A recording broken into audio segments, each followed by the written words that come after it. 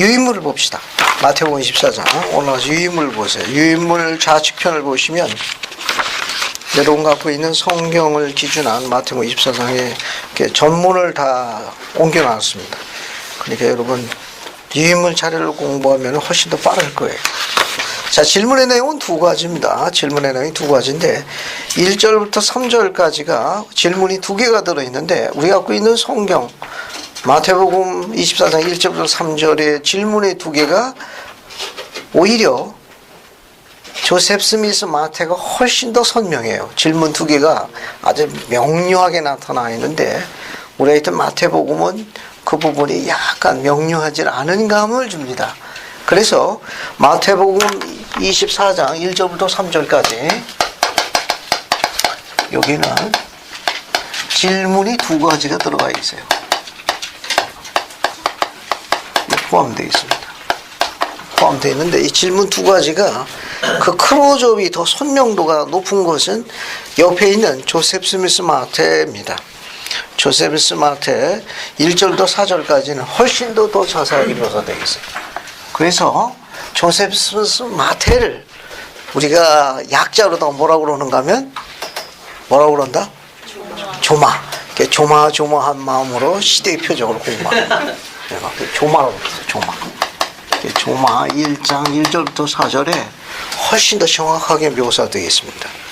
그래서 어딜 보시는가 하면은 조셉스 마태 보세요. 2절 보면 그 직사각형으로 묶여 있는 게 있죠. 찾았습니까? 조셉 스미스 마태 1장 2절 보세요. 거기 네 번째 줄 보면은 주여 당신께서 말씀하시기를 찾았어요? 성전 건물이 무너져 너희에게 황폐하여 버려지리라 하셨음에 그에 관하여 우리에게 보이소서 말씀하시옵소서. 이게 첫 번째 질문입니다. 그래서 3절 보시면 3절 보세요. 이에 예수께서 그들에게 이르시되 너희가 이 모든 것을 보고도 이해하지 못하느냐. 내가 진실로 내가 너희에게 이르노니 여기 이 성전 위에 돌 하나도 돌 위에 남지 아니하고 다 무너뜨려지리라. 이렇게 나. 우리가 갖고 있는 성경은 24장에는 요 성구 내용 3절부터 묘사되어 있습니다. 앞에 1절, 2절이 묘사가 안 되어 있습니다. 조셉 스미스 마태에는 1절, 2절이 추가되어 있고 우리가 갖고 있는 마태복음 24장에는 3절부터 시작되어 있어요. 조마 3절부터. 자, 그 질문의 내용이 4절은 훨씬 더 자세합니다. 4절 보세요. 그리고 예수께서 그들을 떠나 감람산으로 올라가시니라. 그리고 예수께서 감람산에 앉으셨을 때 제자들이 조용히 와서 아뢰되 우리에게 이르소서. 요거는 이제 마태복음 24장 3절에 나오는 겁니다. 근데 조마에 기록된 기록이 훨씬 더 자세해요. 질문이 두 가지입니다. 당신께서 성전과 유대인의 멸망에 관하여 말씀하신 이러한 일이 어느 때에 있겠사오며. 이게 질문 하나예요. 질문 하나는. 그러니까 질문 하나는 뭐냐면 성전 파괴와 유대인의 멸망에 관해서 질문합니다. 이 질문이 두 가지가 있어요. 근데 질문이 여기 뭐가 있는가 하면은 성전 파괴와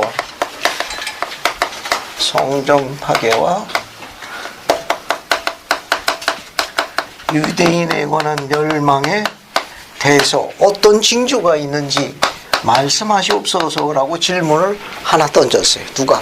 제자들이. 첫 번째 질문은 그겁니다. 그 다음에 두 번째 질문이 뭐냐면 주의 임하심과 세상 끝, 곧 세상의 종말인 악인의 멸망에는 무슨 징조가 있겠습니까? 두 번째, 주의 임하심. 임하심이니까 재림이 되죠. 재림.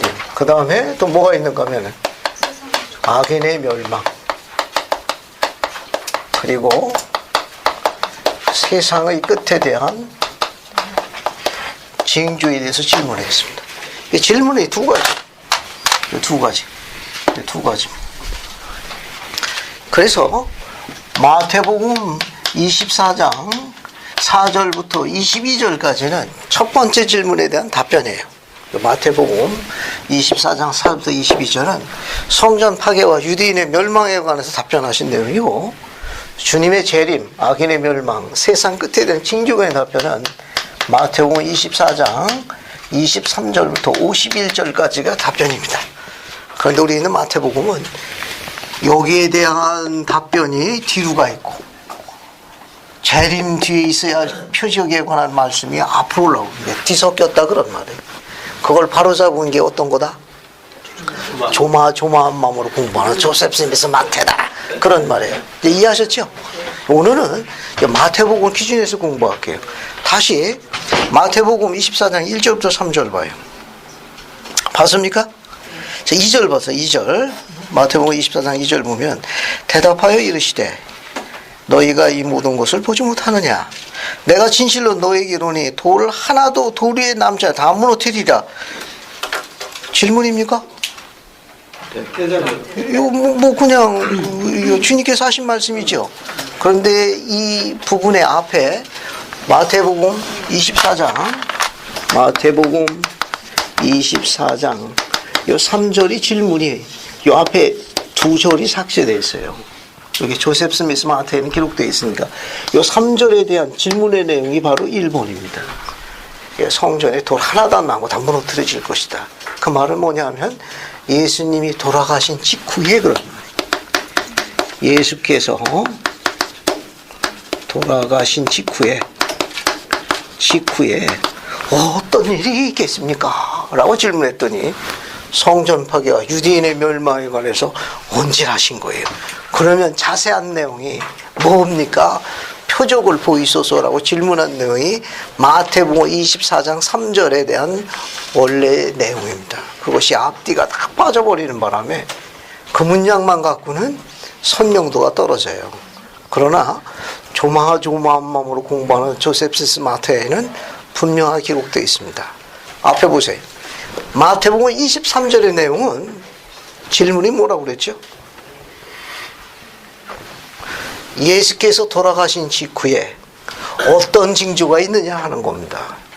구체적으로 보면 성전 파괴는 언제 있고 유대인의 멸망은 어떻게 이루어집니까? 라고 질문한 게 마태복음 24장 3절의 정확한 내용이다. 됐습니까? 네. 그러니까 이 조셉 스미스 마태를 공부 안 하면은 이거 읽어도 눈에 안 들어와. 이게 뭐고? 그게 아니고 예수께서 제자들에게 답변하신 내용이에요. 제자들이 질문한 건 뭐냐? 예수께서 돌아가신 후에 그러면 언제 성전 파괴가 있겠사오며 유대인의 멸망에 관한 징조가 어떻게 이루어지니까 우리에게 말씀하옵소서. 그 내용이 이제 3절의 내용이에요. 그 다음에 자 2절 내용입니다. 2절 정정하게 2절이 말씀해요. 2절 3절은 조금 달라요. 3절은 질문이 2개가 다 들어가 있는 거예요.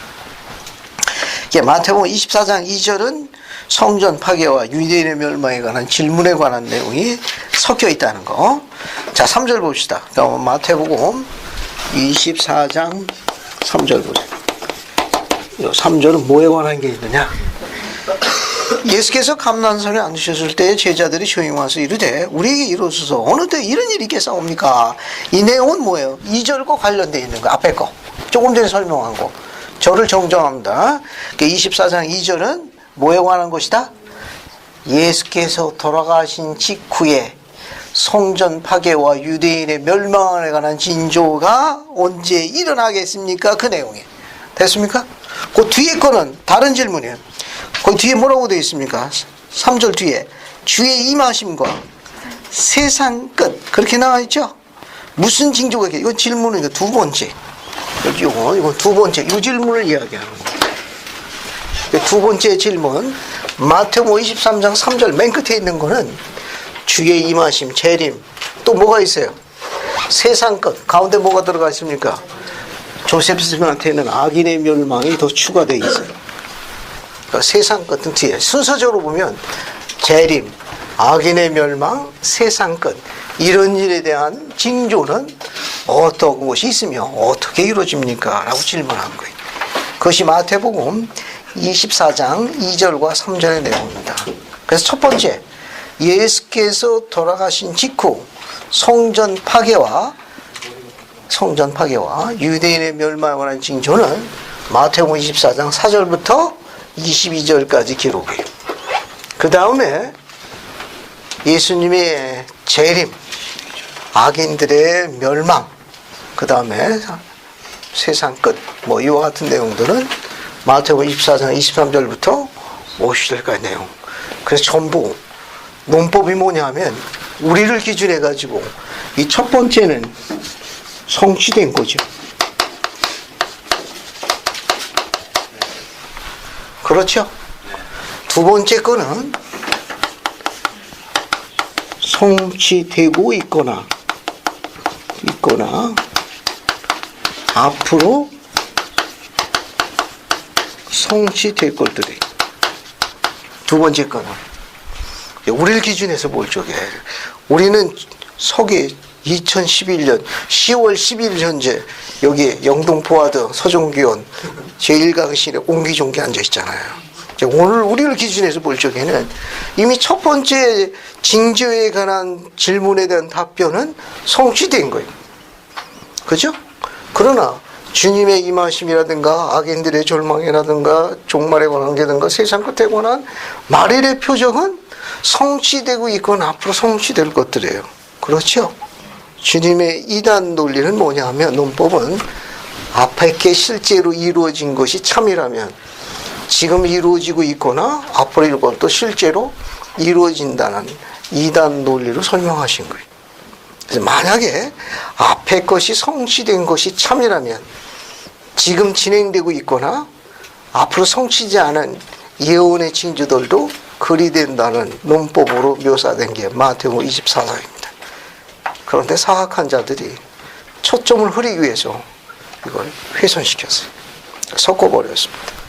그래서 오늘은 이 첫 번째 징조부터 먼저 공부할게요. 만약에 이것이 이루어진 것이 참이라면 성취되고 있거나 앞으로 성취될 것은 주님의 예언의 말씀대로 될 거예요.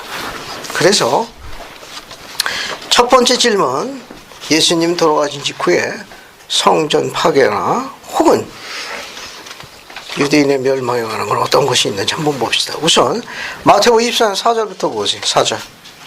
4절 봤습니까?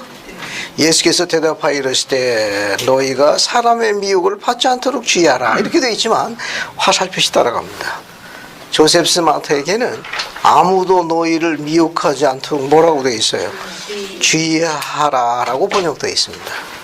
여기 조셉 스마트 번역이 훨씬 더 이미지가 선명합니다. 그러니까 예수님 돌아가신 직후에 사람의 미혹을 받지 않도록 주의하라 라고 마태복음에 되어 있는데 어느 누구도 너희를 미혹하지 않도록 삼가 주의하라. 역으로 미혹당하지 않도록 우리 스스로를 뭐라는 겁니까?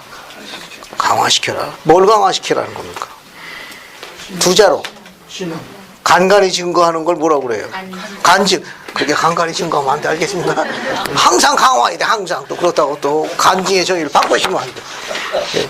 간증이 있는 자만 살아남는다. 그런 말입니다. 미혹당하지 않는 자는 오직 간증이 있는 자만 남게 될 것이다. 그런 의미로 설명할 수 있어요. 아무도 너희를 미혹하지 않도록 주의하라. 또 미혹당하기 쉬운 거예요. 뭐가 없으면? 불타는 간증이 없으면, 하나님의 사업에 대한, 이 사업의 참됨에 대한 불타는 간증이 없으면 언제 미혹당할지 모른다. 그런 말입니다. 그래서 내가 죽고 난 다음에 아무도 너희를 미혹하지 않도록 주의해라. 미혹당하지 않도록 주의해라. 간증을 지니도록 해라. 그런 말입니다. 자, 그 다음에 또 어딜 보시는가 하면은, 자, 5절 보세요. 5절. 자, 5절 보세요. 5절 보면 많은 사람들이 내 이름으로 와서 이르되 나는 그리스도하여 많은 사람을 미혹케 하리라. 그렇게 되어 있죠? 찾았습니까? 24장 5절. 찾았어요? 이 5절은 조셉 스마트에는 9절과 연관되어 있습니다. 그러니까 5절은 9절, 10절, 12, 12 이렇게 연관이 돼 맞아요. 13절까지. 그러니까 마태복음 24장 5절은 어디로 내려가는가 하면은 마태복음 24장 9절부터 13절까지 연관되는 거예요. 순서가.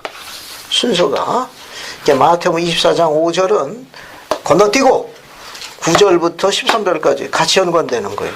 즉 조셉 스미스 마태에는 연결이 5절이 9절과 바로 연결되어 있습니다. 됐어요? 그 중간에 이 중간에 마태복음 24장 그 다음에 6절 7절은 이거는 여기 말일에 관한 사건이에요. 그 당시 사건이 아니고 즉 재림 전에 마지막 날에 있으니까 말일에 관련되어 있는 거예요. 말일에 관련된 사건을 이 앞에다가 집어넣는 겁니다. 이게 이번에 대한 징조에 관한 말씀을 앞에다 집어넣는 거예요. 그래서 6절과 7절은 뒤로 가야 됩니다. 2번 질문 뒤로 가야 됩니다. 정리됐죠? 그러니까 이제 순서가 이게 질문의 두 번째 질문에 대한 답변을 앞에다가 섞어버렸습니다. 그래서 6절과 7절은 뒤로 가야 돼요.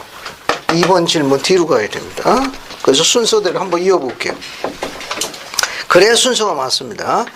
5절부터 봐요. 많은 사람들이 내 이름으로 와서 이르되 나는 그리스도야 많은 사람을 미혹하리라. 건너뛰고 어디로 갑니까? 9절로 가야 돼요. 그때에 그런 말이에요. 그때에 사람들이 너희를 환난에 넘겨주겠으며 너희를 죽이리라. 너희가 내 이름 때문에 모든 민족에게 미움을 받으리라. 그렇게 해야 순서가 맞는 거예요. 그렇게 해야. 왜냐하면 예수님께 돌아가신 다음에 많은 사람들이 내 이름으로 와서 나는 그래서 너희를 많이 미혹해 하리라. 미혹해 하리라. 또 9절로 보면 그때에 내가 죽고 난 다음에 사람들이 너희를 환난에 넘겨주겠으며 너희를 죽이리니. 이 사건은 뭐냐면 예수님 돌아가시고 난 다음에 어떻게 됐죠? 초기 사도들이 어떻게 됐습니까? 순교했죠. 그러자 초기 성도들은 어떻게 됐죠? 박해와 핍박으로 다 뿔뿔이 흩어져서 거의 말할 수 없는 그런 뭡니까? 역경과 고난을 겪었잖아요. 그래서 5절은 9절과 연관이 됩니다. 그래서 그때에 예수께서 돌아가시고 사도들이 순교하고 난 다음에 성도들이 환난에 넘겨지며 너희들이 핍박과 박해와 죽음을 당할 것이며 그런 내용입니다. 너희가 내 이름 때문에 모든 민족에게 미움을 받으리라. 이렇게 순서가 맞습니다. 자, 그 다음에 그때 많은 사람이 실족하게 되어 이 실족하게 서로 잡아주고 서로 미워하겠으며 이 내용도 마찬가지입니다. 즉 지도자들이 순교하고 성도들이 환난에서 떨어져 나감으로 인해 어떻게 됩니까? 신앙이 극도로 미약하게 되고 약화되어져서 떨어져 나간다. 그런 뜻입니다. 혹은 복음 가운데 돌아가게 된다. 그런 뜻을 보시면 돼요. 그 다음에 이제 11절 보면 거짓 선지자들이 많이 일어나 많은 사람들을 미혹하게 했으며, 그죠? 이때 거짓 선지자는 거짓 교사 정도로 보시면 돼요. 그 다음에 12절에 뭐가 나옵니까? 불법이 성함으로 많은 사람들의 사랑이 식어질 것이라. 그죠? 자, 그러니까 이 첫 번째 징조에 관련되어 있는 걸 여기서 요약하고 있는 거 보면 뭘 이야기할 수 있습니까? 이거 여기서 요약해 보면 뭘 요약해 볼 수 있어요? 예, 거짓 그리스도의 등장, 그죠? 거짓 그리스도의 등장. 그 다음에 9절로 넘어가면 뭡니까? 초기 사도들의 순교, 혹은 초기 성도들의 핍박, 박해. 그 다음에 뭡니까? 죽음. 뭐 이런 등등등이 있을 수 있습니다. 그 다음에 또 뭐가 있어요? 거기 보면 많은 사람이 실족하게 된다. 예, 많은 사람들이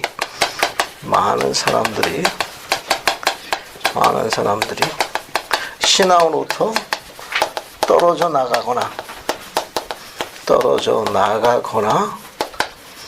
돌아서 버림. 예수님 돌아가신 그 있어야 될 사건들입니다. 이게. 그 다음에 또 뭐가 있는가 하면 거짓 선지자가 일어난다. 거짓 교사들의 등장. 이 선지자의 중요한 기능은 가르치는 거예요. 교사라고 이야기할 수 있습니다. 그 다음에 또 뭐가 있어요? 불법이 뭐 하는 겁니까? 성행합니다. 또 그뿐만 아니라 또 뭐가 있습니까? 많은 사람들의 사랑이 식어져. 많은 사람들의 사랑이 식어집니다. 많은 사람들이 식어집니다. 조금 더 보고 넘어가죠. 여기 많은 사람들의 사랑이 이거 식어진다고 되어 있는데, 요 마태복음 24장 12절, 여러분 그 화살표시 가면 영문이 나와요. 찾았습니까? 영문 봤어요? 네. 뭐라고 나옵니까? Love of many, 많은 사람들, love, 사랑이 어떻게 돼요? Shall wax cold. 이게 점점 강화되는 겁니다. 증가되는 거예요. 강도가 높아진다. 그런데 become의 의미를 갖고 있습니다. cold라는 건 뭐예요? cold. 식어진다는 영문이 뭡니까? cold, 차가운 거. 앞에 그 wax라는 이 단어는 become의 의미를 갖고 있어요. become. 점점 뭐뭐 되다 점점 차가워지는 거예요. 점점 차가워지는 거예요. 시간이 가면 갈수록. 여기 많은 사람들은 좀 더 돋보기를 쓰다 보면 초점을 맞추면 구체적으로 어떤 사람들 이야기합니까? 여기 참조선고 모세서 7장 몇 절로 나와요? 거기 33절 찾아갑시다. 김상희 자매님 찾아가 한번 읽어봐. 이 사람들이 구체적으로 어떤 사람들이냐? 모세서의 열쇠가 되는 문장이 있습니다. 모세서 7장 33절 김상희 자매님 한번 읽어주세요.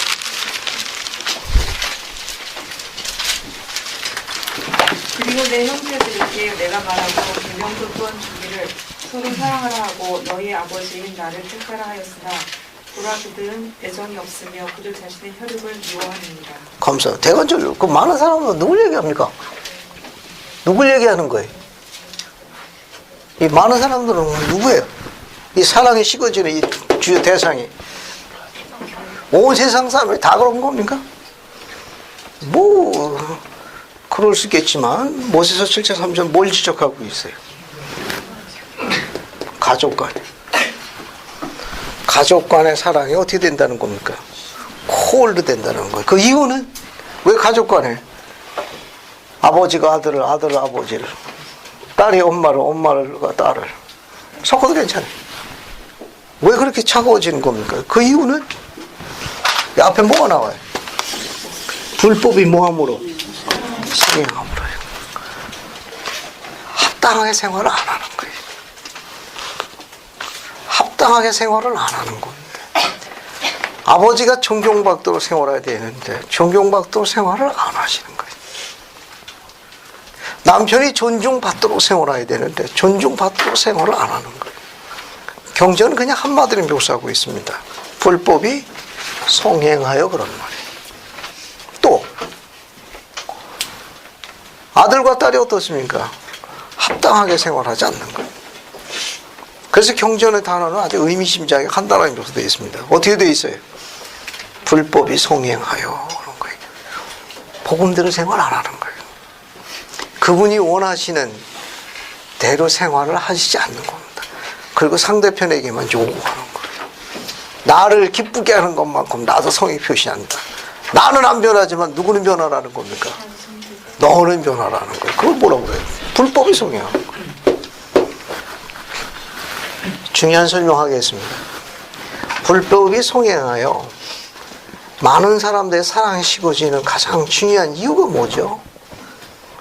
그때도 그랬지만 오늘날에도 반복된다는 것이죠. 조금 이따 제가 설명할게요. 주님께서 이 첫 번째 질문에 대한 말씀하실 적에 세 성고를 마태복음 24장에는 한 번만 언급했는데 조세프 마태에는 우리 시대에도 세 번 반복한 성구가 들어가 있습니다. 그 성구 중 하나가 이 성구가 들어가 있어요. 그러니까 예수님 돌아가신 직후도 그렇게 됐는데 우리 시대에도 그것이 똑같이 재현된다는 걸 지적했어요. 그러면 왜 가족들 간의 사랑이 그렇게 식어지는 제일 중요한 이유가 뭡니까? 가장 보편적인 이유. 뭐라고 생각하세요? 정자매님. 믿음이 사라져. 믿음이 사라진 거예요. 서로에 대한 믿음 사라진 거예요. 좋은 지적해 주셨습니다. 백윤실 형제님 참석하신 기념으로 뭐 아들내미 헤드폰을 잘못 가르쳐줬어요. 왜 저렇게 사랑이 식어지는 보편적인 이유가 뭡니까? 믿음이 사라진 이유도 있겠고.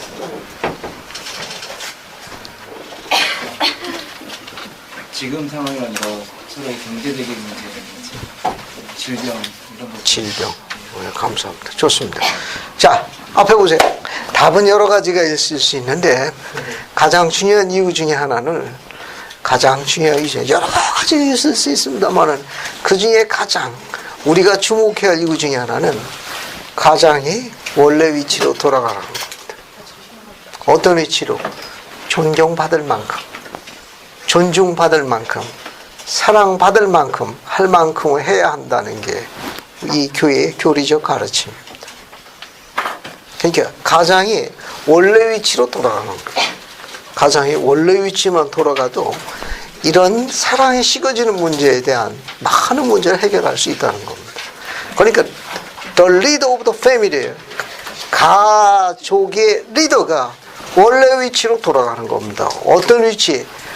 하늘에 계신 우리 아버지여, 그 이름이 뒤에 뭐라고 되어 있죠? 거룩 귀욕을 받으시며. 아버지는 이름 갖고 있잖아요. 그런데 그 아버지가 어떻게 되길 원하는 겁니까? 원래 위치로 거룩 귀욕임을 받으시오시며, 그게 존경받을 만큼, 존중받을 만큼, 합당할 만큼, 사랑받을 만큼 수행해야 된다는 걸 가르치고 있는 문구입니다.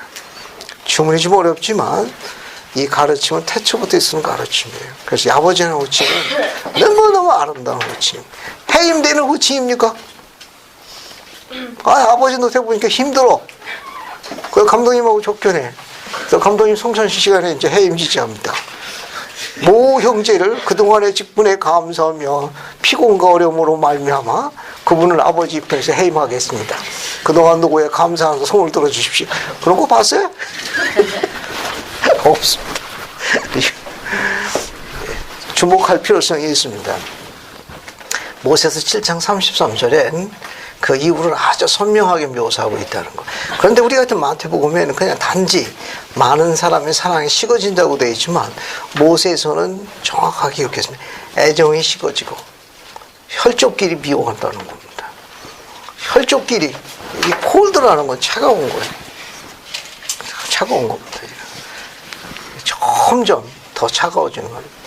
애정이 없다는 거예요. 혈족끼리.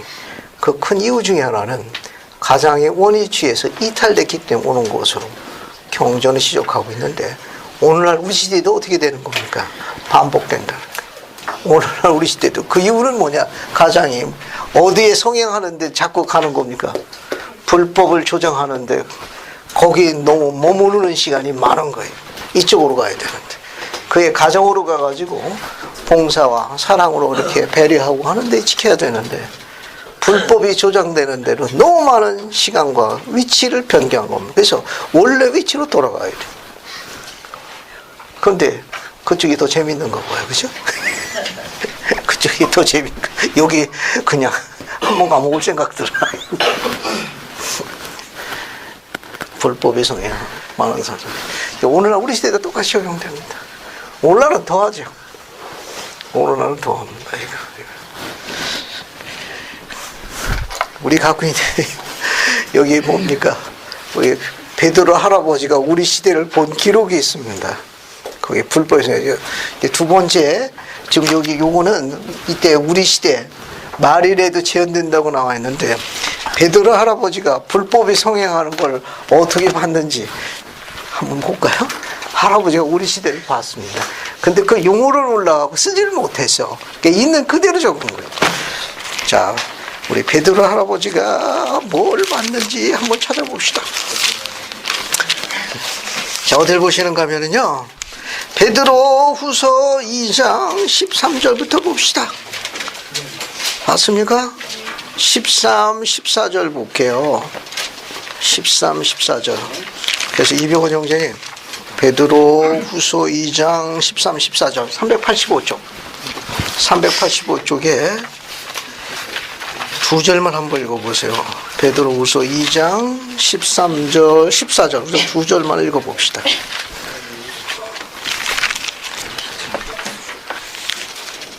13절. 2장 13절, 14절. 불의의 갑으로. 찾았어요? 예, 불의의 값으로 네, 불의를 맞아, 당하며 맞았어. 네. 낮에 연락을 기쁘게 여기는 자들이니 점과 흠이라.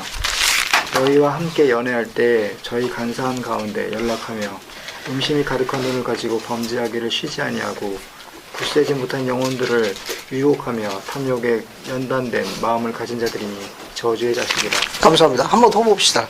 거기 2장 13절 보세요. 베드로후서 2장 13절. 한번 여러분들 이 성구 읽어 한번 추적을 해보세요. 뭘 나타내는 글인지. 불의의 갑으로 불의를 당하며 정당하지 않은 가격을 치르고 정당하지 않은 것, 사지 말아야 할 걸 사는 겁니다. 거래하는 거예요. 근데 이 사람들은 언제 연락이 오면 기뻐해요?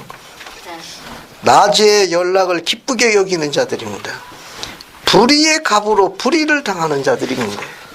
근데 이분들은 언제 이렇게 기뻐해요? 낮에 연락을 기뻐해. 낮에 그 연락을 받으면 너무너무 기뻐해. 점과 흠이라. 너희와 함께 연애할 때 저희 간사하는 가운데 연락하며, 그죠? 간사 연락하며. 그 눈은 어떤 눈입니까? 낮에 연락을 기뻐하는. 그 연락 받으면 너무 기뻐해. 눈이 어떤 상태입니까? 14절에. 음심이 가득한 눈을 가지고 범죄하기를 뭐합니까? 시제나 부지런해.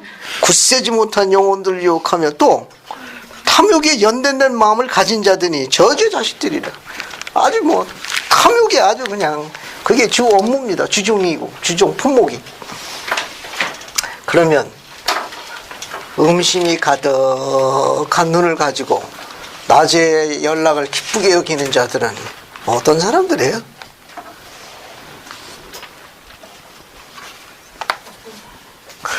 어떤 사람들? 밤에 연락하면 괜찮겠지만 낮에 연락하면 그 낮에 연락하는 대단히 어떤 사람은 그 낮에 연락받는 게 좋아하는가? 감사합니다. 혹시 설명을 도와주실 분이 있습니까? 이거 베드로 할아버지가 그 당시를 본 게 아니고 우리 시대를 본 거예요. 불의의 싹으로 불의를 계산하는 자들인데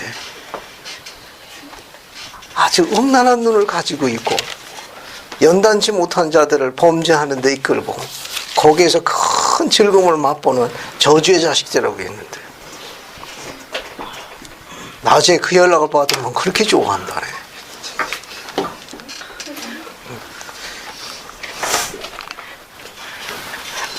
감사합니다. 여러분 설명 안 해도 아시는 분들은 어느 정도 감할 거예요. 베드로 할아버지는 그 용어를 잘 몰랐습니다. 그 당시에는 그거에 대한 것을 설명할 수가 없었으니까. 베드로 할아버지가 우리 시대를 보니까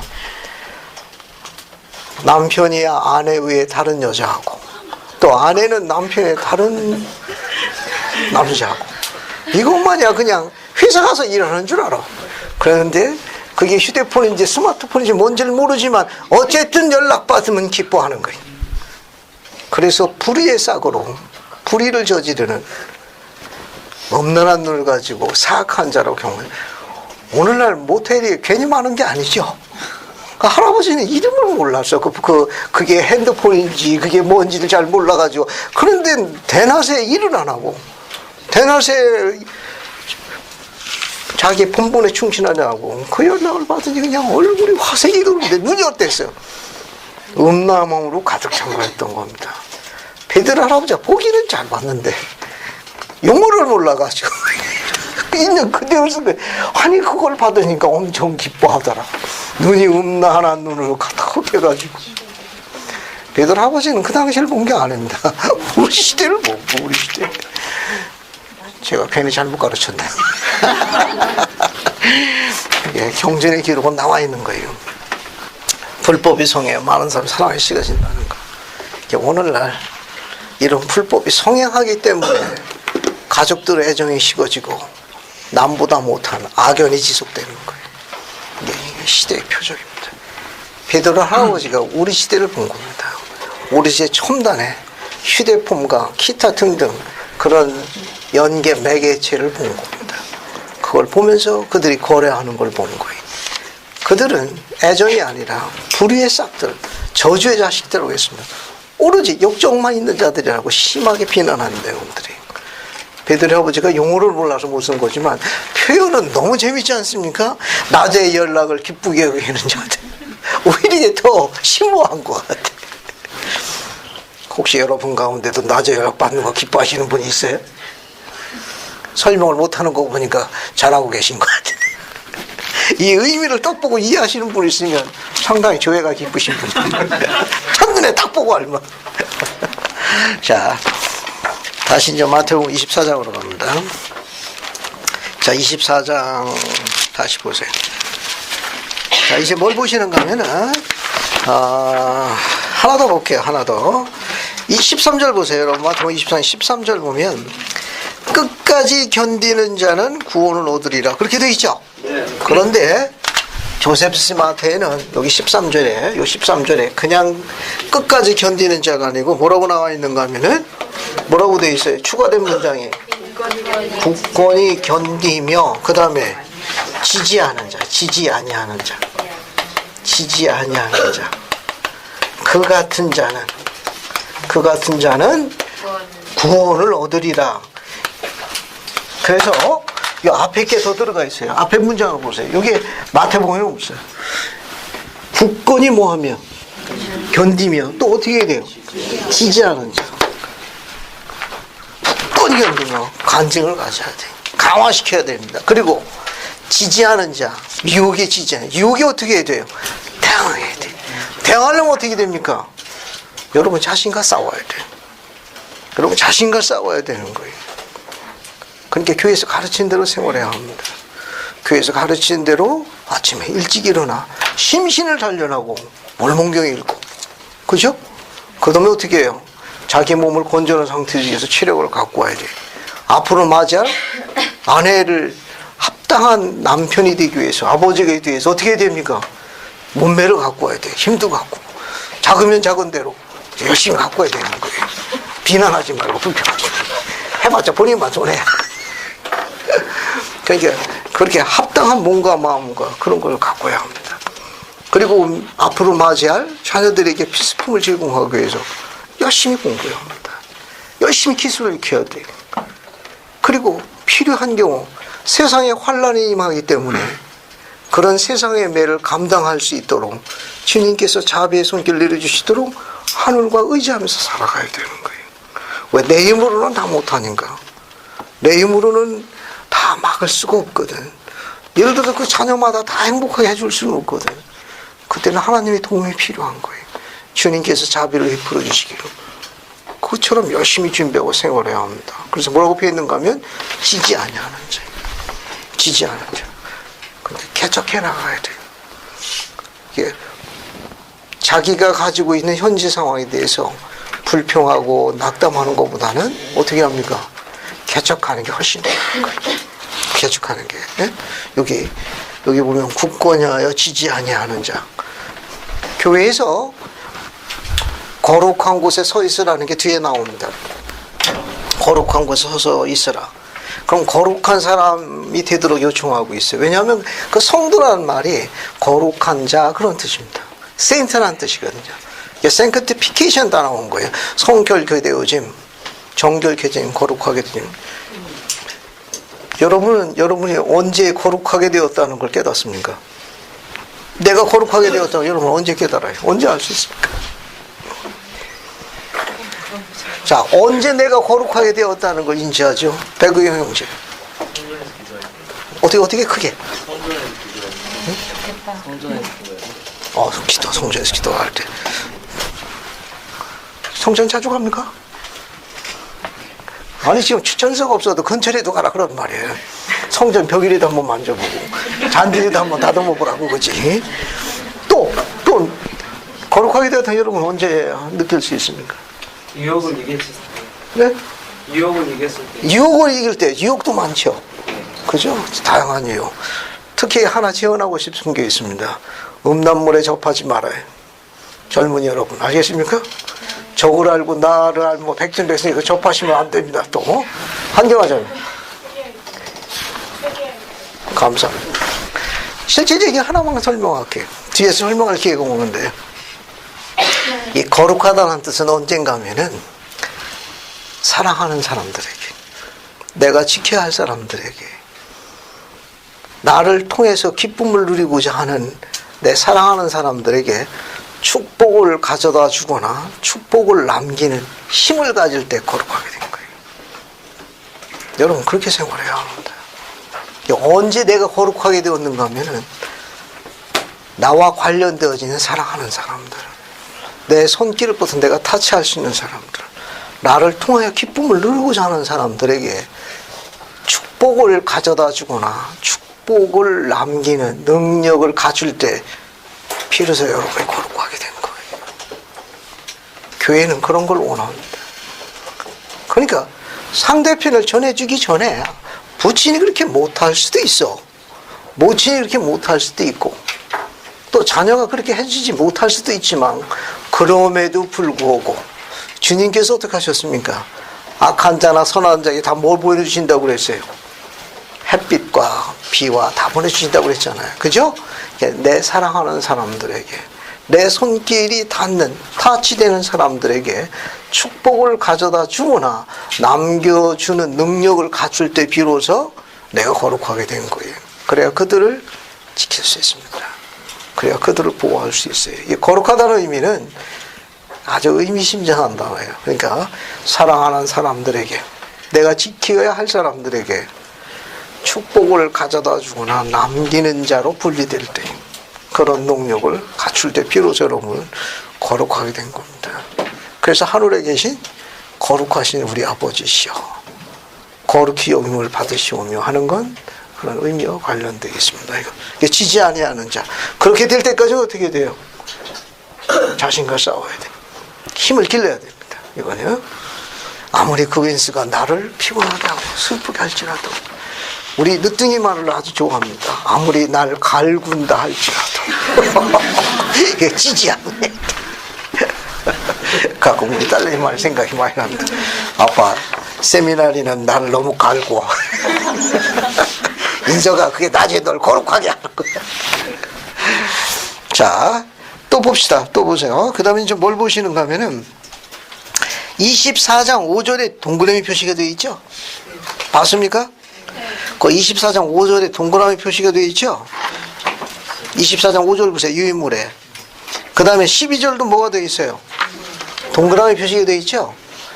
요 두 절은 두 번째 질문에도 또 반복되어 있습니다. 그러니까 예수님은 돌아가신 이후에도 성취됐지만 우리 시대도 어떻게 된다는 거예요? 또 재현된다는 거예요. 세 가지가 있는데 5절에 거짓 그리스도의 등장이 있고 12절에 불법이 성행해서 가족 파괴가 또 재현된다는 겁니다. 하나 또 있어요. 밑에 거 14절 봐요. 14절. 요 14절은 마릴의 사건에 해당되는 겁니다. 요것도 섞어버렸어요. 그러니까 마태복음 24장 14절도 이것도 마릴의 사건에 해당되는 거예요. 복음이 땅끝까지 전파되는 거는 이쪽 시대가 아니라 우리 시대에 해당되는 거예요. 요 14절은 뒤로 가야 맞습니다. 그래서 뒤로 넘어가요. 뒤로 넘어가가지고 15절 봅시다. 15절 보세요. 자, 그러면 우리는 지금까지 뭘 볼 수 있는가 하면은 여기 보세요. 마태복음 24장 6절과 7절, 마태복음 24장 14절은 전부 어디에 해당되는 거예요? 마릴에 관련되는 사건들이에요. 됐죠? 마태복음 24장 6절, 7절, 14절은 전부 뒤로 가야 돼요. 뒤로. 그러면 이해하기 훨씬 쉬워요. 그 다음에 15절부터 봅시다. 15절도 뭐가 되어 있어요? 동그라미 표시가 되어 있죠. 아까 동그라미 표시되어 있는 게 뭐가 있어요? 마태복음 24장 5절, 12절, 그 다음에 15절. 요거는 이 첫 번째 질문에 대한 시기에도 성취됐고, 또 언제? 말일에 또 뭐가 된다는 거예요? 재현됩니다. 그래서 두 번 반복됐어요. 두 번 반복돼. 어디에? 조셉 스미스 마태에 두 번 반복돼 있어요. 예, 앞에 여기도 나오고 뒤에도 또 나옵니다. 요 세 손구가 그래요. 마태복음 24장 5절, 12절, 15절 사건은 성취됐지만 오늘날 말일에도 어떻게 된다는 거예요? 우리 시대에도 다시 재현된다는 거예요. 앞에 봐요. 이 5절은 뭐에 관한, 표적에 관한 말씀이었죠? 거짓 그리스도의 등장. 그래서 어떻게 사람들을 미혹해 한다고 했습니다. 신앙에서 떨어져 나가도록, 신앙을 버리도록 유혹한다고 이야기했어요. 알겠습니까? 12절은 뭐에 관한 내용이죠? 불법이 성행하여 많은 사람들 사랑이 어떻게 된다고 그랬습니까? 식어진다고 그랬어요. 15절은 지구공사. 15절은 뭐에 관한 거면 한번 보세요. 선지자 다니엘이 이야기한 겁니다. 선지자 다니엘이 이야기한 건데 여기 보면 멸망에 가증한 거라고 되어 있어요. 멸망에 가증한 것이 있습니다. 이게 그러니까 지금 요 멸망에 가증한 것이 예수님께서 이야기한 성전 파괴와 유대의 멸망에서 성취되고 언제 또 성취된다는 겁니까? 말일에 또 성취된다는 거예요. 그 멸망에 가증한 것으로서 성전 파괴와 유대의 멸망에 성취된 게 어떤 사건이죠? 예수님 돌아가신 직후에 있었는데 로마 장군이 뭐 한 사건하고 관련이 있습니다. 그때 헤롯 성전이 완전히 파괴됐죠. 기억나는 거 없어요? 로마의 디토 장군이 주후 몇 년에? 주후 70년경입니다. 주후 70년경에 로마의 디도 장군이 예루살렘을 포위합니다. 예루살렘 포위해가지고 이때 유대인들이 멸망하고 성전이 파괴되는 사건이 있어요.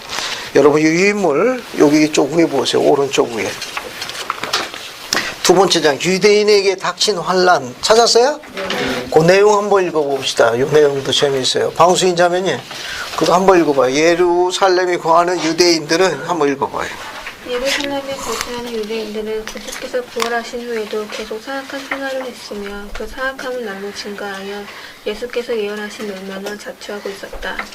신사도 정원의 회원이었던 에즈라 특보리 벤슨 장로는 윌 누란트가 저술한 역사를 인용하여 다음과 같이 말씀했다. 디도가 지휘한 예루살렘 포위 공격은 134일간 계속되었고 그동안 죽은 유대인은 111만 명. 111만 명이나 되었으며 9만 7천 명이나 명이 포로로 잡혀갔습니다. 로마인들은 팔레스타인에게 987개의 성읍을 파괴했으며 5,800명의 남자를 죽였습니다. 우리에게 전해지는 바로는 더 많은 사람이 기아와 질병과 화재로 인해 죽었다는 것입니다. 감사합니다. 예루살렘을 134일간 포위해가지고 111만 명 유대인이 죽었습니다. 그 중에 9만 7천 명이 포로 잡혀갔고 팔레스타인의 987개 성읍을 별도로 파괴했는데 58만 명의 남자가 죽었다 합니다. 이뿐만 아니라 더 많은 사람이 죽었는데 밑에 내용 한번 보세요. 강미원자매니고 수많은 유대인들이 한번 보십시오. 수많은 유대인들이 애굽으로 끌려가 평생토록 노예로 채석장이나 탄광에서 노동을 했습니다. 남자와 여인들은 노예상들에게 팔려갔으며 다른 수많은 사람들은 포로 수용소에서 굶어 죽었습니다. 정복당한 이 백성의 나머지 사람들은 온 세상 끝까지 분산되었습니다. 감사합니다. 주후 70년대 이 사건을 인해 가지고 헤롯 성전은 완전히 파괴되었습니다. 결국 예루살렘은 완전히 붕괴됐고 유대인들은 온 세상으로 분산됐어요. 이것이 얼마나 끔찍했던지 다니엘은 멸망에 가증한 거라고 요약했습니다. 전쟁과 전쟁의 파괴로 인한 후유증이었어요. 그게 그 당시에도 있었는데 이런 끔찍한 멸망에 가증한 것들이 언제 또 있다는 겁니까? 여기 재림 전에 악인이 멸망할 때 세상 끝이라고 이야기했던 그 질문에 대한 답변이 주어지는 오늘날 마레리 사건에 관련되어져 있답니다. 그때 이 멸망에 가증하는 게 한 번 더 반복된다는 거예요. 그래서 그 뒷부분 사건들은 이와 관련해 있습니다. 따라서 우리 시대의 표적은 멸망에 가증한 것이 두 번 반복되어 있기 때문에 전쟁과 전쟁의 소문이 끊이지 않는다는 걸 지적하고 있다는 거죠. 유감스럽게 이 부분은 예수님이 가르치셨는데 사악한 가르치는 자들과 무지한 번역자들이 마태복음에서 아예 삭제해 버렸습니다. 그것이 조세프스 마태에 회복되고 있어요. 그러니까 이 멸망에 가증한 것은 전쟁과 관련되는데, 여러분 이와 같은 것이 일련적으로 쭉 순차적으로 곳곳에 이루어졌다는 걸 알 수 있습니다. 뭐 기억나는 거 없습니까? 멸망에 가증한 거. 남북전쟁을 시작으로 남북전쟁을 시작해가지고 아마겟돈 전쟁. 아마겟돈 전까지, 특히 최근에 우리가 갖고 있는 것 중에 최근에 있었던 사건 중에 하나, 유대인이 60만 명이나 죽은 사건이 뭐예요? 제 2차 세계대전이죠. 그 유대인만 60만 명이 죽었지 않습니까? 거기 그 2차 세계대전 때 전사자만 몇 명입니까? 몇 명 죽었을 것 같아요? 여기 뭐 주 70년에는 뭐 111만 명인데요. 제 2차 세계대전 때 전사자하고 민간인하고 통 죽은 숫자가 대략 통계적으로 나온 게 약 몇만 명이 죽었습니까? 이 주 70년에는 몇 명이 죽었다고 그랬죠? 111만 명, 그죠? 성읍에서 뭐 몇 명입니까? 58만 명. 뭐 다 합쳐야 뭐 한 200만 안 되겠구만. 근데 제 2차 세계대전 때 전사자하고 민간인하고 이렇게 공식적으로 보고된 숫자가 대략 어느 정도 됩니까? 전쟁에 관심을 둬야 됩니다. 알겠어요? 약 5천만 명으로 알려져 있습니다. 그 끔찍한 전쟁. 끔찍한 전쟁입니다. 이건 이제 공식적으로 보고가 된 게 그러니까 비공식으로 보고되지 않은 숫자는 더 많을 거예요. 더 많을 겁니다. 얼마나 끔찍한 전쟁이에요. 멸망에 가증한 것들. 최근에 우리가 겪었던 전쟁입니다. 그 다음에 이제 재림 전에 가게 되면 마자 들어가는 더 끔찍한 게 있어요. 지금은 5천만 명인데 그 전쟁은 세계 인류의 3분의 1을 죽이겠다는 끔찍한 전쟁이 있습니다. 거기에 몰려든 사악한 군대의 병사를 요한계시록에는 마병대 수가 2만만이라서 2억이 구성된 그 최저배우들이 온 세상에 전쟁에 환란을 일으켜가지고 지상에 있는 인류의 몇 분의 몇을 죽인다고 그랬어요? 3분의 1입니다. 오늘날 지구 인구가 몇 억입니까? 네? 50억. 약 60억 됩니다. 60억 조금 넘어요. 3분의 1이면 몇 마리, 얼마가 죽는 거예요? 20억이요, 20억. 그러니까 2차 세계전 때는 뭐 그렇게 많이 죽은 것도 아니네. 그죠? 우리는 조금 전에 헉 했지만. 그죠? 멸망의 가지한 게 마지막에서 그 마자 들어가는 전쟁이 무슨 전쟁이죠? 아마겟돈. 거기는 인류의 3분의 1이 죽는다고 그랬으니까 오늘날 60억 인구제 20억이 죽는 거니까 뭐 상상하기도 어려워. 그래서 다니엘은 멸망에 가증한 거라고 이야기했던 겁니다. 하나 더 재밌는 거 봅시다. 그 답변이 이제 뒤에부터 쭉 나오는데 16절부터 22절까지는 예수님 돌아가신 직후에 임한 환란이 얼마나 끔찍했는지 묘사한 내용이에요. 16절부터 22절까지. 그죠? 한번 대충 한번 읽어볼게요. 그때 유대에 있는 자는 산으로 도망할지어다. 지붕에 있는 자들은 집안에 있는 물건을 가지려 내려오지 말며 밭에 있는 자는 겉옷 가지러 뒤를 돌이키지 말라. 이게 다 그 당시에 임한 환란이 얼마나 척박하고 멸망으로 쫓기는 발걸음이 얼마나 끔찍했든지 이야기한 겁니다. 이게 여러분 그런 꿈 꿔봤죠?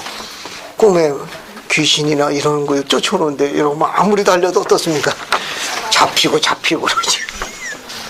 예, 그만큼 환란이 긴박하다는 걸 묘사하는 거예요. 유대에 있는 자들은 산으로 도망가다. 왜 산으로 도망가라고 했습니까? 왜? 뭐 스파나 이런 데 찜질방 가라고 한 거고. 시온으로. 감사합니다. 당시에 의로운 주님의 종들은 핍박을 피해가지고 산에서 주님과 교류하고 모임을 가졌습니다. 거룩한 곳으로 가라 그런 뜻을 포함하고 있는 걸로 알려져 있어요. 자, 지붕에 있는 자들은 집안에 물건 가지러 내려오지 말라는데 왜 하필 또 지붕에 올라가 있습니까? 초기 성도들은 다 지붕에 올라가 있었어요? 당시에 이게 표현인데 당시 유대인들의 전형적인 가옥은 전형적인 가옥입니다.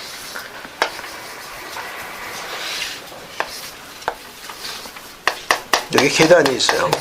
여기 입구가 있고, 여기 창문이 있고. 이게 지붕인데, 지붕이라기보다는 뭡니까? 일종의 베란다.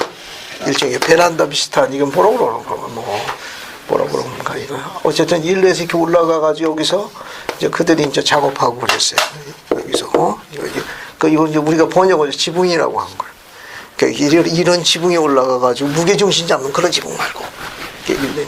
그 예수님께서 중풍병 이제 고쳤을 때 어떻게 했습니까? 이 지붕을. 지붕에 올라간 게 아니라 이런 데 베란다 같은 데 가가지고 이걸 득 뜯은 겁니다. 뜯어서 그 사람을 내리죠. 그 일로 올라간 겁니다. 이쪽으로.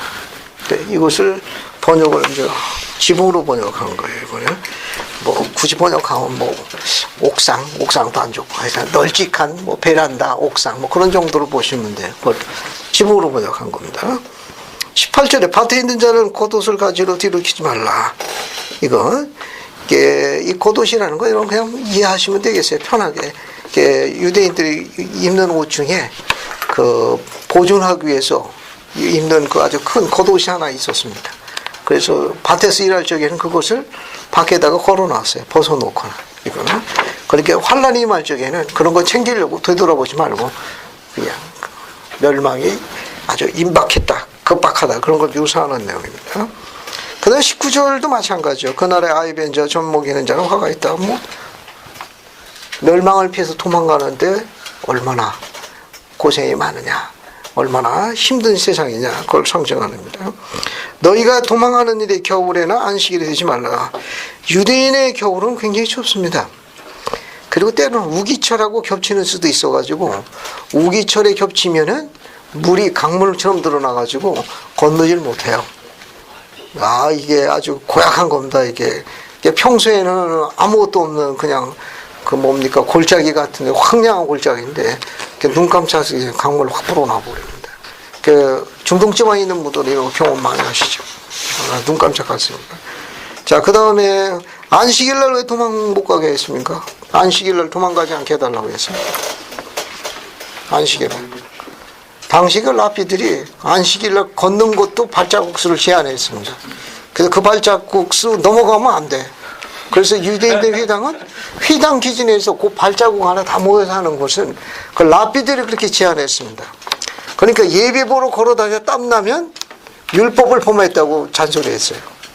그 안식일날 너무 용기 있게 너무 힘차게 땀나면 안 돼. 일한 거예요, 일. 그 라피들이 뭐라고 그랬습니다. 그 키로수가 약 1000발자국이라고 그래요. 안식일날 1000발자국 이상 걸으면 뭐라고 그랬답니다. 근데 그걸 환산해 보니까 약 2km라고 그래요. 그래서 유대인의 공회당 기준해 가지고 유대인들은 거의 대부분 2km 안에 머물러 사는 이유 중에 하나는 그 라피들의 가르친 거 있다. 오늘날 이것도 교회에 적용하면 좋을 것 같아요. 감독님 제일 좋아하시겠지. 그치? 가정복막이 좋고 방북욕도 시고. 자, 그런 내용입니다. 자, 그 다음에 이제 쭉 건너뛰고요. 마태복음 24장 8절 보세요. 마태복음 24장 8절. 봤습니까? 그 8절 보면 이 모든 것은 뭐라고 되어 있어요? 재난의 시작이니라 되어 있죠? 요 내용이 22절 뒤로 가 있습니다. 그게 마태복음 24장 8절이 어디로 가 있는가 하면은 22절 뒤로 가 있어요. 거기에 마태복음 24장 8절에 보면 재난의 시작이 이렇게 되어 있는데 또 재난이라는 번역보다는 슬픔이라는 번역이 더 좋습니다. 이게 sorrow라는 단어로 되어 있어요. sorrows, 슬픔의 시작. 요거는 어디로 가 있는가 하면 마태복음 24장 22절 뒤로 가 있습니다. 뒤로 가야 맞아요. 뒤로 가야 맞습니다.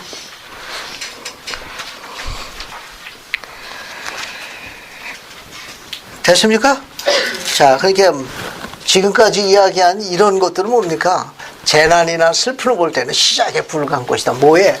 말일에 임할 환란에 비하게 되면 이건 겨우 시작에 불과한 거다. 그렇게 되어 있는 성구로 묘사되어 있습니다. 자, 그 다음에 23절 보세요. 23절.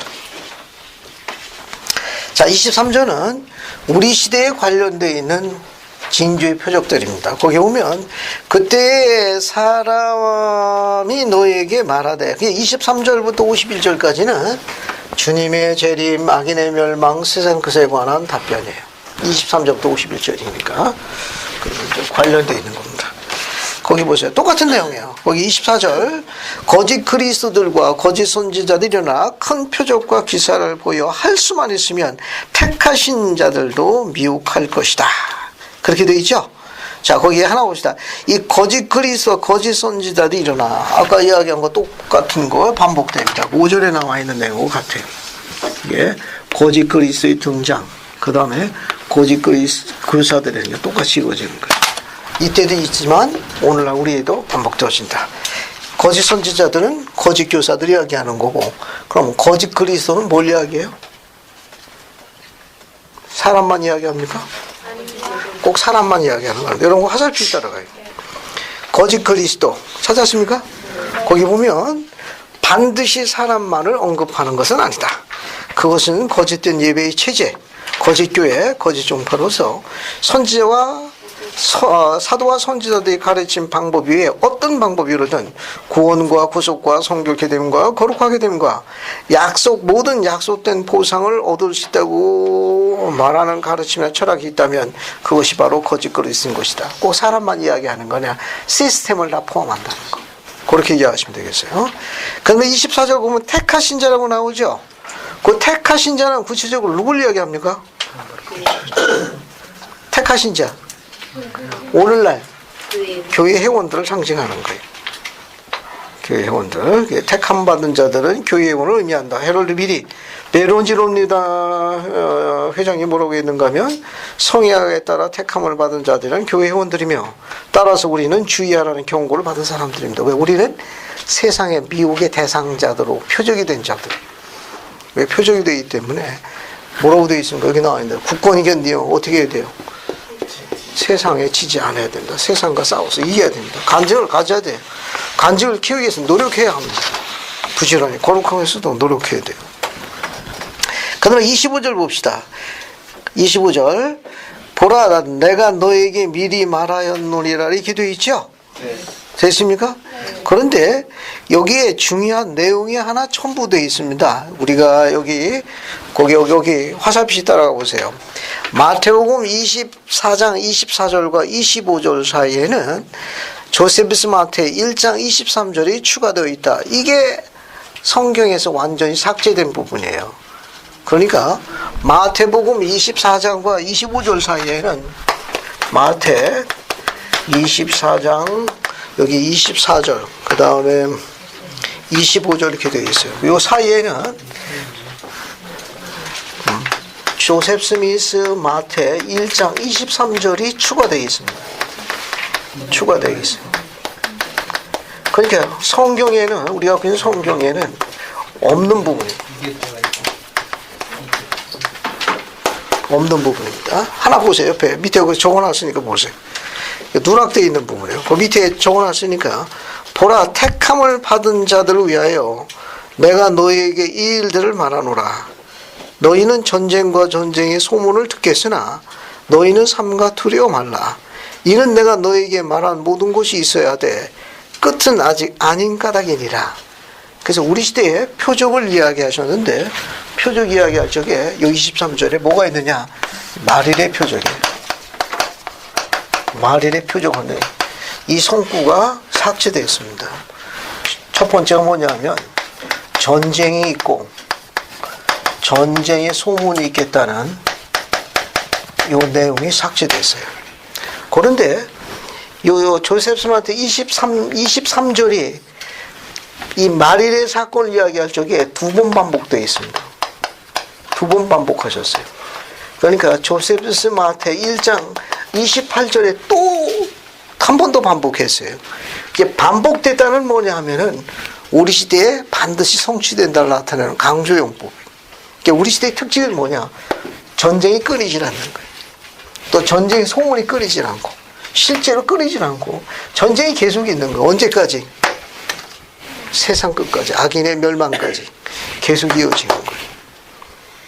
우리 시대의 표적에 대한 이 성구가 삭제됐고 28절에 또 반복됐는데 우리가 그 자료에서 또 볼 수 있습니다. 그거는. 자, 그 다음에 뭘 보시는가 하면은 세 번째 장으로 가자. 세 번째 장으로 갑시다. 세 번째 장으로 갑시다. 자, 세 번째 장으로 갈게요. 그거 보기 전에, 밑에 거 계속 봅시다. 26절, 27, 28절, 마저 설명으로 넘어갈게요. 자, 마태복음 26, 27, 28절 같이 보세요. 이것도 중요한 사건.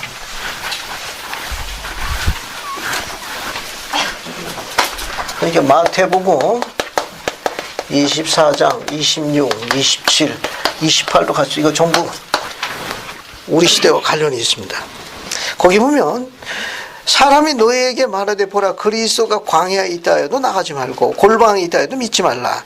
번개가 동편에서 나서 서쪽까지 번쩍임과 같이 인자의 마음도 그러하리라. 죽음이 있는 곳에 독수리들이 모일 것이니라. 이렇게 되어 있죠? 됐죠? 주목해 하세요. 주목. 거기 보면은 우리 시대 표적 중에 거기 27절 보면 그리스도가 어디 있다고? 광야에 있다고 하더라도 뭐라고 그랬어요? 거기 광야에 나가지 말라고 그랬죠. 또 골방에 있다고 그래도 뭐라고 그랬습니까? 믿지 말라요. 광야에 가지 말고 골방에 있다 해도 믿지 말라. 우리 시대입니다. 우리 시대. 그냥 그리스도가 광야에 있다라고 소리쳐도 가라고 그랬습니까? 가지 말라고 그랬어요. 골방에 있다 하더라도 뭐라고 그랬습니까? 믿지 말라고 그랬어요. 아주 재밌게 쓰셨는데 여러분 인용문 보세요. 거기 인용문 세 번째 장 부분이 있습니다. 여기 세 번째 장 옆에 보면 인용문이 있어요. 인용문. 내 공기장님이 하신 말씀이 있습니다. 이거 한번 읽어볼게요. 저기 유년미 자매님 이거 한번 이거 세 번째 장 맨 위에 인용문 읽어봐요. 무릇사 네코키 장로는 이렇게 기록했다. 거짓 교사들로 이루어진 이러한 거짓 종교 기구에서 여러분을 초대하여 광야로 나아가 금욕 생활을 하고 있는 그리스도를 찾으라고 한다면 가서는 안 된다. 그는 그곳에 계시지 않기 때문이다. 그들이 수동 골방으로 가서 그를 찾으라고 한다면 그들의 말을 믿어서는 안 된다. 그곳에도 그는 계시지 않기 때문이다. 감사합니다. 이 회복된 교회 사도가 하신 말씀. 사도는 뭐 하는 분을 사도라 하죠? 그리스도의 특별한 증인입니다. 그분의 신성과 부활의 증인이 집중해요. 사도가 있는 곳에 누가 계신 거예요? 그리스도가 계신 거예요. 지금 광야에 있다 해도 뭐라고 그랬습니까? 광야로 나가지 말라고 그랬습니다. 거기 계시지 않는다고 했습니다. 거기 광야에는 선지자와 사도가 안 계신 거예요. 신권과 신권의 축복이 없는 겁니다. 광야에는 자기 부정에 가까운 엄청난 처절한 금욕세라고 광야에 있는데 요즘에 상당히 큰 반향을 많이 일으키고 있죠. 그죠? 그 다음에 어디 있다 해도 골방에 있다 해도 뭐라고 했습니까? 믿지 말라고 했어요. 세상으로부터 오는 겁니까? 아주 절단돼가지고 특별한 생활하는 분들이 있습니다. 거기도 가지 말라고 했죠. 믿지 말라고. 거기는 신권과 신권의 축복과 복음이 있는 곳이 아닙니다. 거기는 사도가 계시는 게 아니에요. 이번 주일날 사도님들 많이 봤잖아요. 그죠? 거기 있는 장소로 가고, 알겠어요? 거기 있는 말씀을 믿는 게 맞는 겁니다. 오늘날, 그리스도가 광야에 있다 하더라도 가지 말고, 골방에 있다 하더라도 믿지 말아라.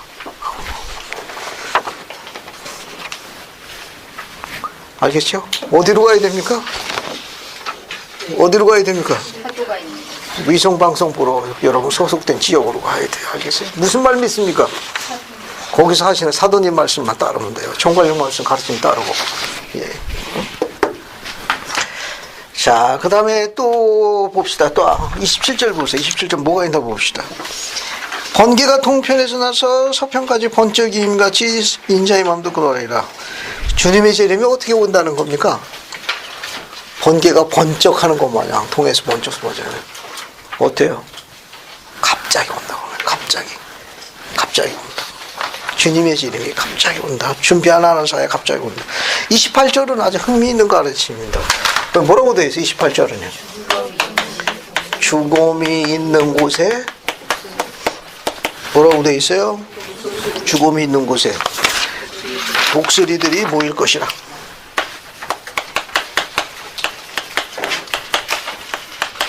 모일 것이라. 여기 죽음인데 뭘 갖고 죽음이라고 그러죠?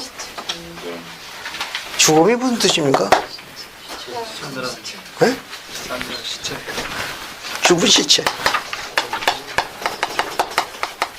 죽은 시체를 죽음이라. 바디. 일종의 바디.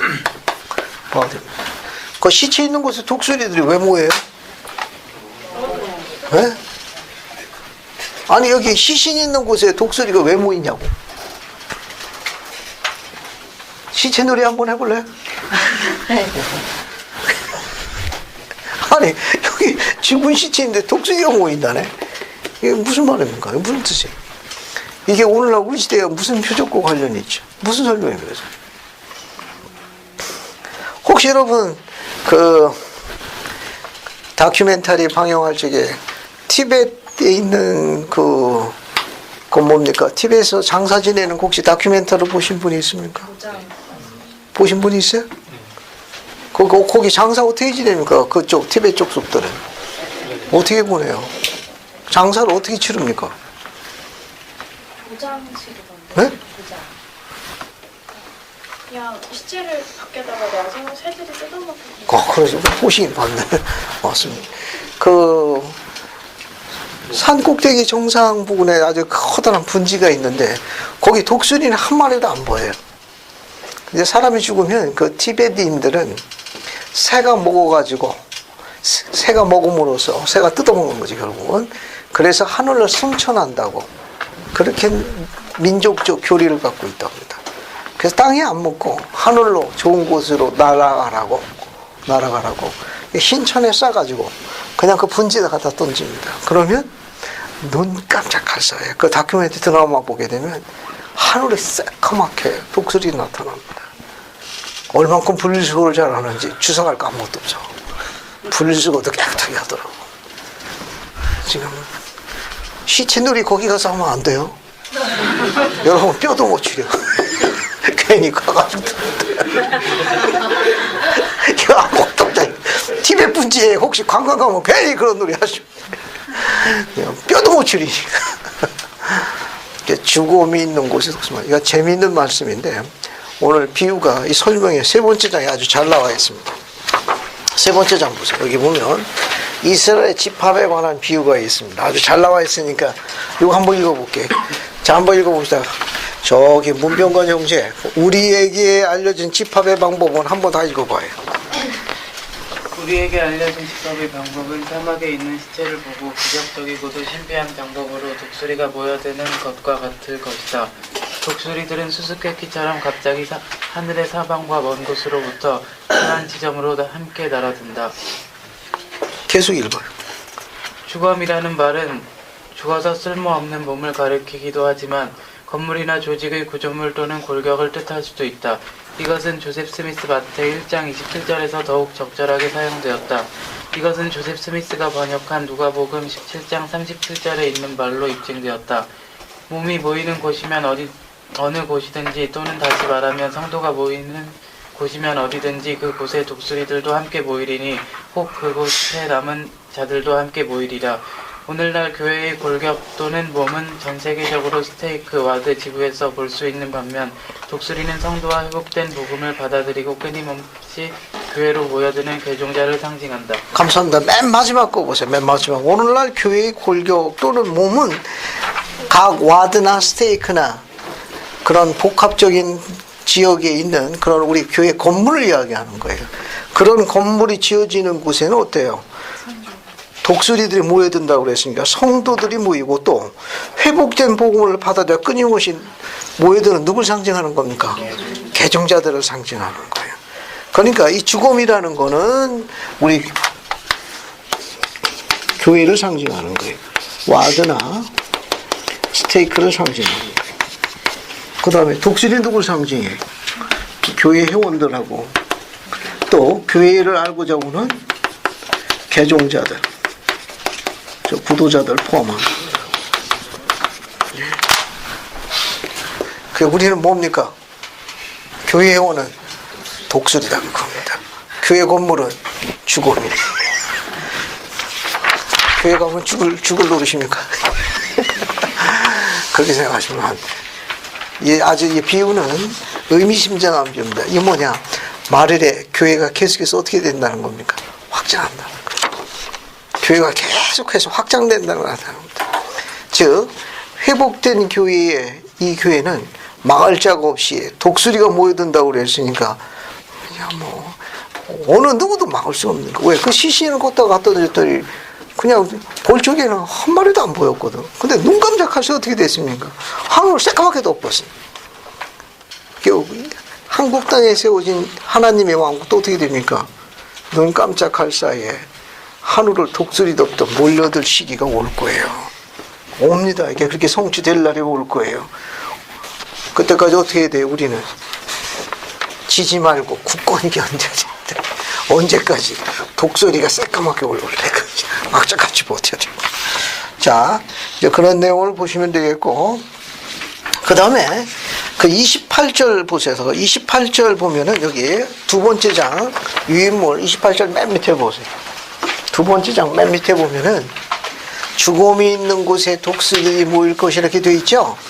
거기 조셉 스미스 마테의 성구 하나가 추가되어 있습니다. 맨 밑에 적어 놓으세요. 거기 보면 그들이 전쟁과 전쟁의 소문을 들으리라 되어 있죠. 아까 이게 23절에 있는 내용이에요. 이 내용이 23절에 있는 내용이 조셉 스마트 28절에 다시 반복됐습니다. 근데 이 두 개가 다 우리가 그 성경에는 두 개가 다 삭제됐어. 두 개가 다 빠져버렸습니다. 조셉 스미스 마태에만 나오는 거예요. 뭐가? 말일에 우리 시대가 살고 있는 이 마지막 날의 표적의 제일 큰 게 뭐냐면 전쟁인 거예요. 전쟁이 특징이 계속해서 이거 전쟁이 특징입니다. 이걸 그 다음에 이제 다시 이제 29절로 갑니다.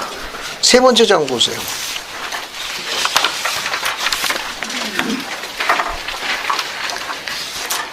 봤습니까?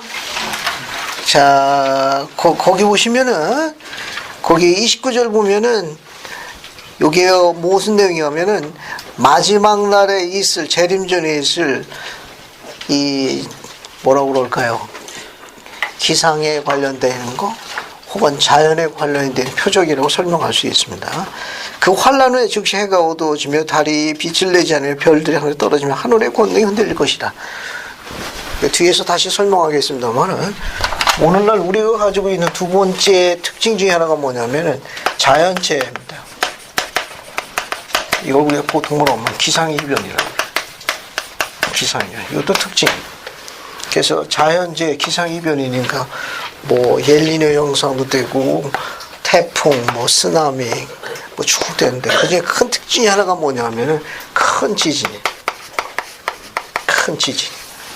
그리고 역병. 그 다음에 또 하나가 있는 게 뭐냐면은 경전에서는 기근이라고 그러는데 우리말로 이걸 바꿨으면 불경기. 그러니까 오늘날 우리가 살고 있는 시대에 표적은 뭘 이야기하는 이 세 가지가 해당됩니다. 전쟁과 전쟁의 소문, 자연재앙, 재해니까 뭐 재앙도 될 수 있어요. 지진이라든지 역병, 하나는 뭐냐 불경기. 이 세 개가 우리 시대의 특징입니다. 표적의 특징으로 묘사되고 있다는 거. 그 뒤에는 다 그런 내용으로 묘사되어 있어요. 여기에.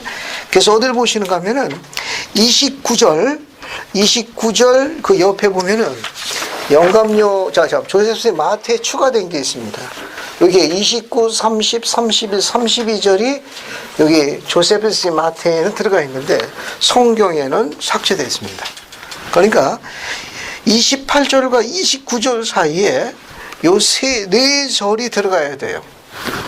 그러니까 우리가 갖고 있는 조셉 스미스 여기다 합시다. 여기 보면 여기 28절인데 마태복음 24장 28절하고 29절 요 중간에 조셉 스미스 마태 1장 29, 30, 31, 32절 요 네 절이 추가되겠습니다. 성경에는 없어요. 요거 그러니까 28절과 29절 중간에 요 재림에 관한 표적 전에 우리 시대의 표적이 또 들어가 있어요. 요 세 가지가 언급되어 있어요. 그게 조셉 스미스한테가 정확한 거예요. 왜냐하면 요 내용은 재림에 관한 표적입니다. 재림에 관한 표적이고 28절은 전쟁과 전쟁의 소문에 관한 우리 시대 거기에 추가되어 있는 표적이 4절에 묘사되어 있어요. 성경에는 안 나와 있습니다. 한번 보세요. 요거 우리 시대에 들어가 있는 거. 보라 내가 나의 택한 자들에게 말하노니 나라가 나라를 왕국이 왕국을 대적하여 일어나겠으며 곳곳에 뭐가 있습니까?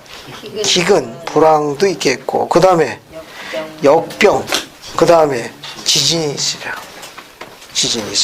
30절 또 반복되죠. 이거 아까 반복된다고 이야기했습니다. 아까 불법이 성함으로 사람들의 사랑이 식어지리라.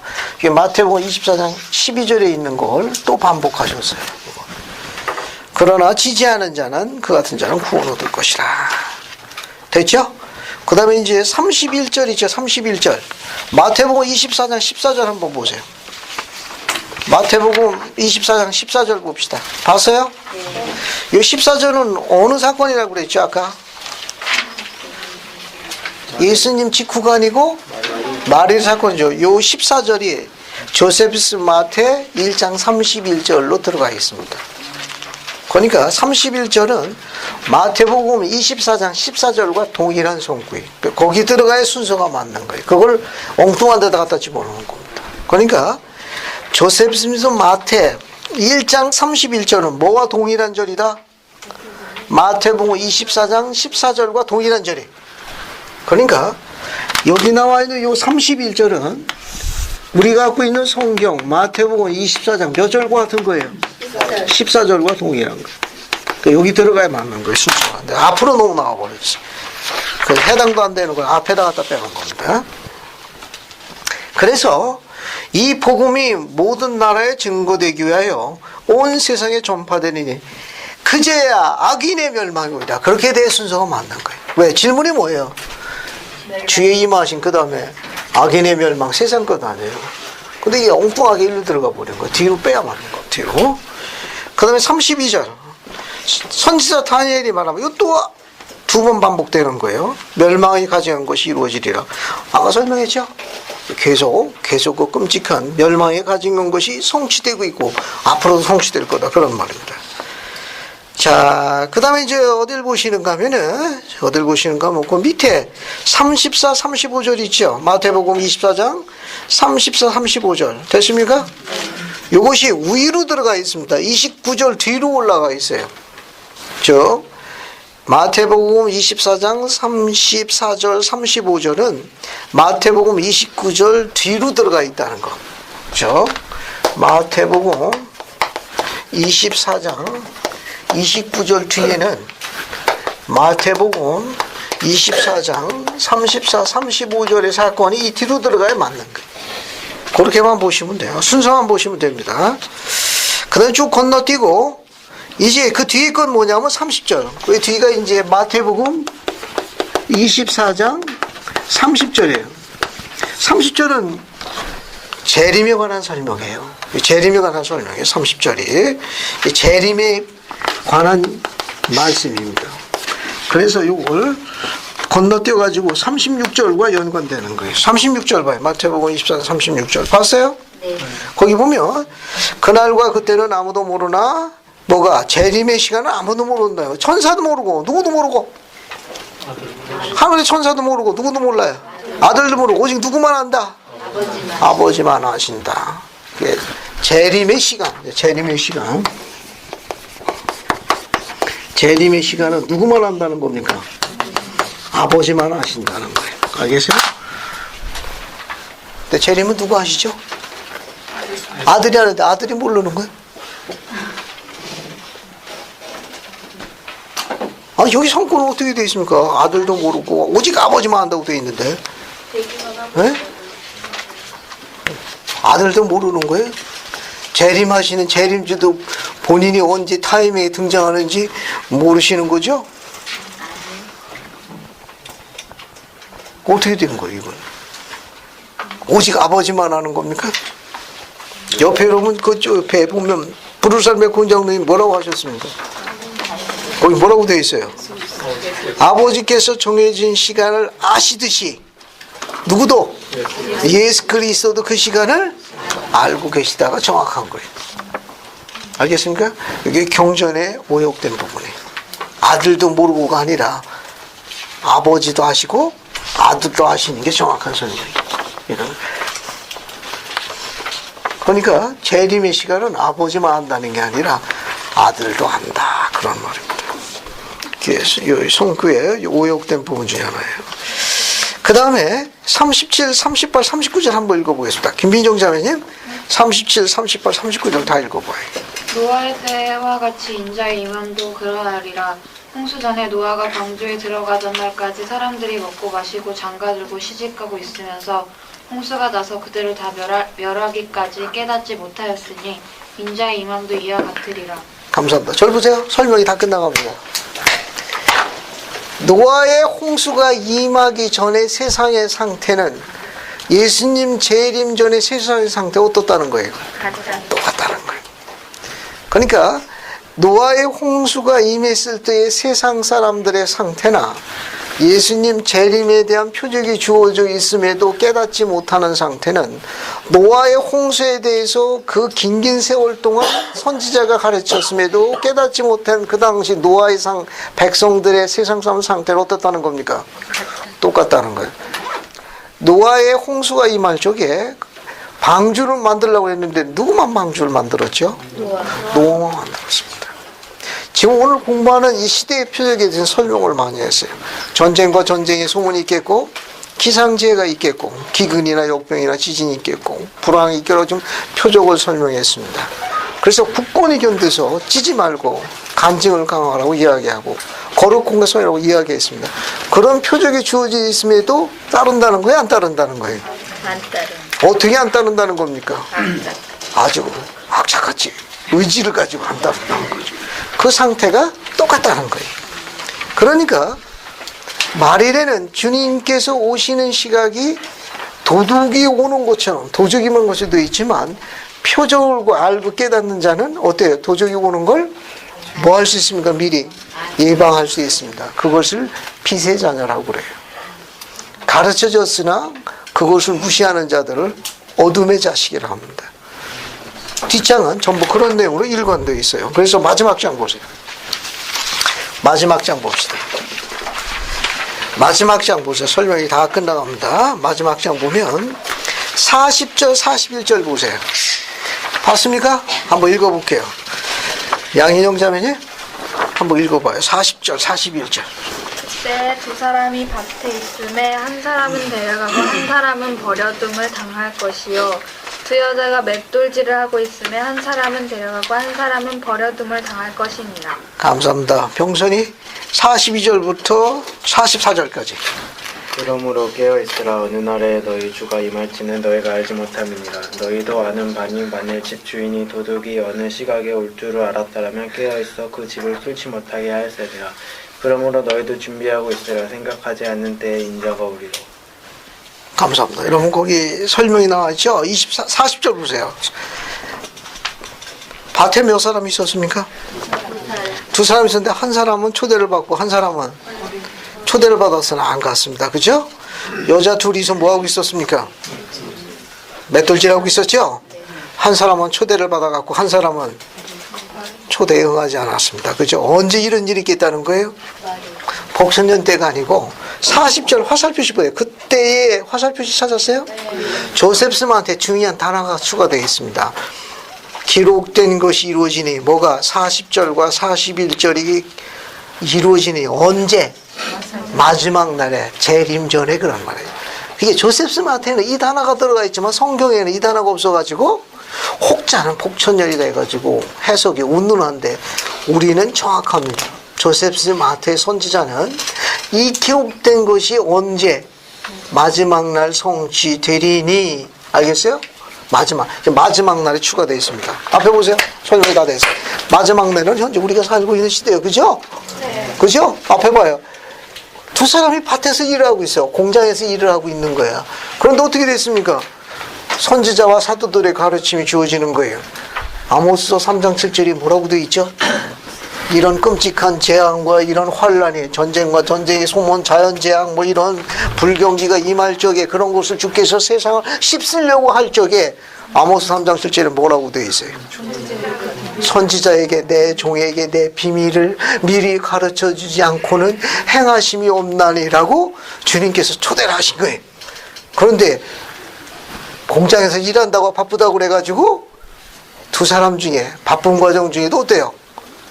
그 말씀의 잔치에 초대되어져 오는 사람이 있겠고 또는 안 가고 버티는 사람이 있겠고 집에서 여자들이 뭐하고 있어요? 살림하고 있는데 선지자와 가르침에 따라 표적이 주어지기 전에 주님께서 뭡니까? 액션을 취하기 전에 종들에게 말씀을 전할 적에 뭐 하라고?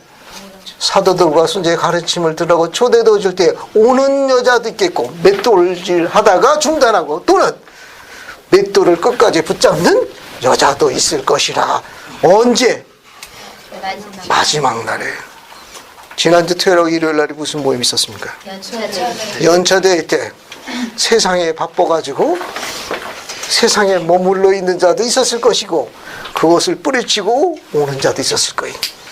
집에서 머무는 여자도 있었을 거고 뿌리치고 참석한 여자도 있었는데 언제 이루어진다는 겁니까?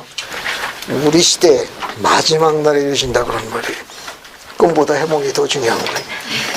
비유는 갖다 붙이기 나름이고 이게 언제 이루어진다는 겁니까? 우리 시대에 이루어진다 그런 말이에요. 그래서 뭐라고 했어요? 깨어있으라.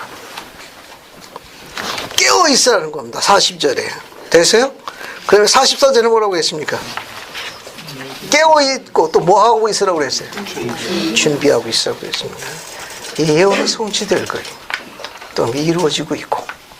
그래서 마태복음 24장은 똑같이 이제 묘사되어지는 겁니다. 자, 51절. 이렇게 50절부터 보세요. 생각하지 않은 날, 알지 못하는 시간에 그 종의 주인이 이르러 옴이 때리고 의식하는 자가 받는 벌에 처해질 것이라. 거기서 슬플며 이를 갈게 될 것이라. 이게 우리 시대에 다 이루어지는 것들입니다.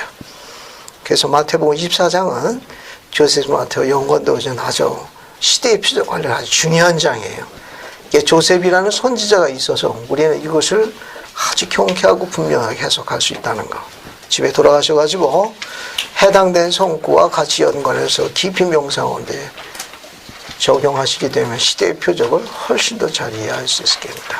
예수 그리스도 나옵니다. 아멘.